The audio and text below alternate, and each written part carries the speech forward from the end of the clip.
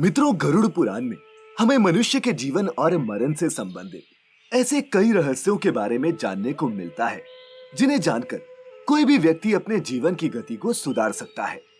हम भी आपके लिए समय समय पर इस अनमोल ज्ञान की कई प्रस्तुतियां लेकर आते रहते हैं।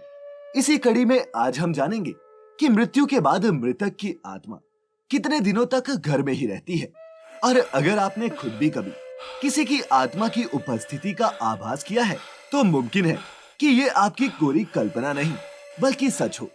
क्या है हमारे धर्म शास्त्रों का कहना, जानेंगे आज की इस वीडियो में, तो बिना स्किप किए अंत तक जरूर देखिएगा। नमस्कार और स्वागत है आपका द डिवाइन टेल्स पर एक बार फिर। मित्रों, ये तो आपको पता ही होगा कि गरुड़ पुराण वैष्णव संप्रदाय से संबंधित है। साथ ही ये भी कि इस पुराण के अधिष्ठाता देव कोई और नहीं बल्कि इस सृष्टि के पालनकर्ता स्वयं भगवान विष्णु है। इसके अंतर्गत सनातन धर्म में मृत्यु के बाद सद्गति किस प्रकार मिलती है और मृत्यु के बाद क्या क्या होता है, ऐसे ही कई रहस्यों का विस्तृत रूप से समावेश किया गया है। मित्रों, गरुड़ पुराण के पहले ही अध्याय में स्पष्ट रूप से वर्णन मिलता है कि मृत्यु के बाद आत्मा को लेने आए यमदूत केवल 24 घंटों के लिए ही उस जीवात्मा को अपने साथ लेकर जाते हैं, और इन 24 घंटों के दौरान आत्मा को संपूर्ण जीवन का लेखा जोखा दिखाया जाता है, जिसमें ये हिसाब होता है कि उस जीवात्मा ने अपने जीवन के दौरान कितने पाप और कितने पुण्य किए हैं। इसके बाद आत्मा को फिर उसी घर में छोड़ दिया जाता है जहां उसने शरीर का त्याग किया था, जिसके 13 दिन बाद तक आत्मा वही रहती है, और 13 दिन बीत जाने के बाद उस आत्मा को पुनः यमलोक ले जाया जाता है।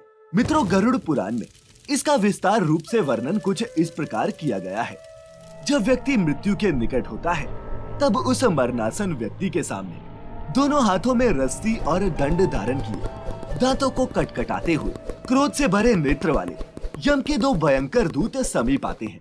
उनके केश ऊपर की ओर उठे हुए होते हैं और वे कोयले के समान काले होते हैं। आड़े टेढ़े चेहरे वाले इन दूतों के नाखून किसी हथियार की तरह नुकीले होते हैं। उन्हें देखकर भयभीत हुआ वह कमजोर हृदय वाला मरणासन व्यक्ति अपने स्थान पर ही मलमूत्र का विसर्जन करने लगता है और अपने भौतिक शरीर से हाय हाय का विलाप करते हुए निकलता है। मित्रों, ये तो हम आपको पहले भी बता चुके हैं कि मरणासन व्यक्ति के शरीर से अंगुष्ठ मात्र अर्थात अंगूठे के बराबर एक आत्मा निकलती है, और अंगुष्ठ मात्र निकली ये आत्मा अब उन यमदूतों द्वारा पकड़ ली जाती है। वो अपने घर की तरफ जाना चाहती है, लेकिन यमदूतों के द्वारा सुदूर यम मार्ग में ले जाई जाती है, जहां उसे अनेक कष्टदायी यातनाओं को भोगना पड़ता है।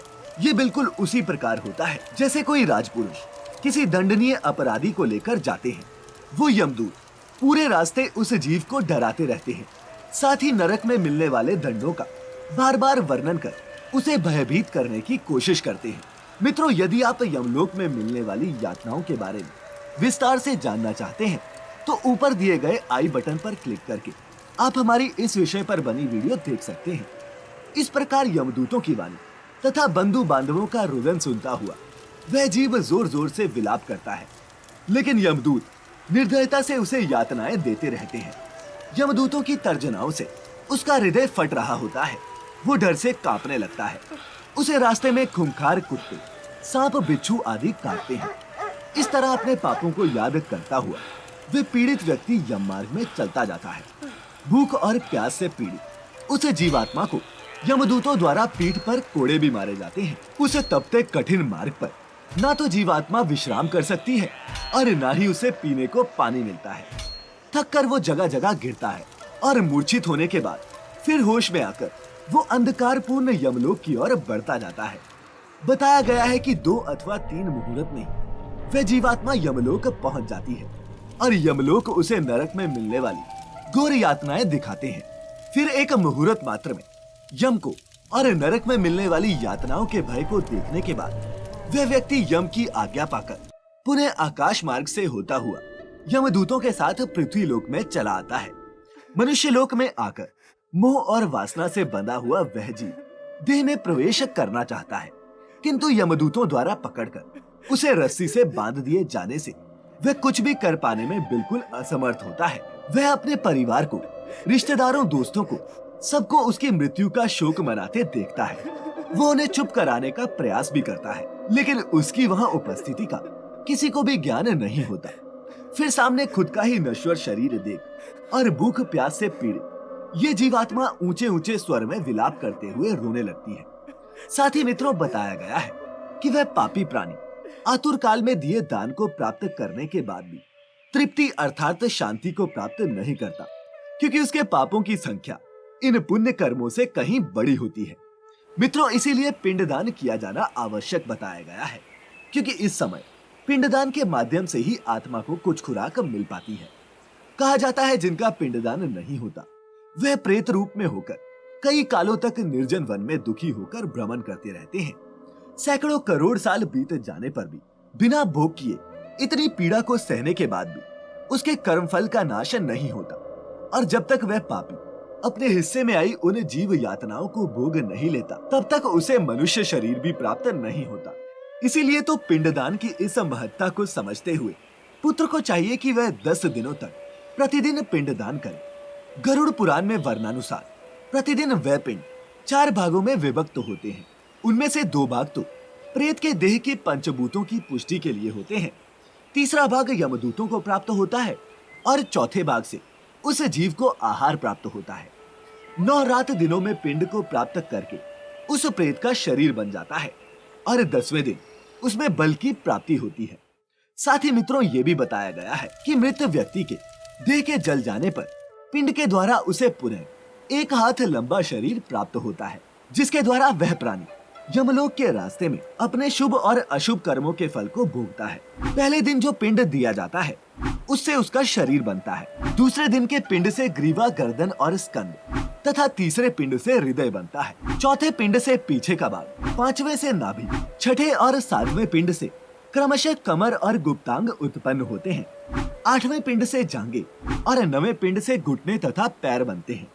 इस प्रकार 9 पिंडों से देह को प्राप्त करके 10वें पिंड से उसकी भूख और प्यास ये दोनों जागृत होती हैं। इस पिंड शरीर को प्राप्त करके भूख और प्यास से पीड़ित जीवात्मा 11वें और 12वें 2 दिन भोजन करती है और फिर 13वें दिन यमदूतों के द्वारा बंदर की तरह बांधा हुआ वह प्राणी अकेला ही उस यम मार्ग पर निकल पड़ता है। गरुड़ पुराण में ये भी बताया गया है कि मार्ग में मिलने वाली वैतरणी नदी को छोड़कर यमलोक के मार्ग की दूरी 86,000 योजन है और वे प्रेत प्रतिदिन रात दिन में 247 योजन चलता है। मार्ग में आए हुए 16 पुरों को पार करके पापी व्यक्ति धर्मराज के भवन में जाता है। यमराज के दूतों के पाशों से बंधा हुआ वह पापी जीव रास्ते भर हाहाकार करता हुआ, रोता हुआ अपने घर को छोड़कर हमेशा हमेशा के लिए यमपुरी को चला जाता है।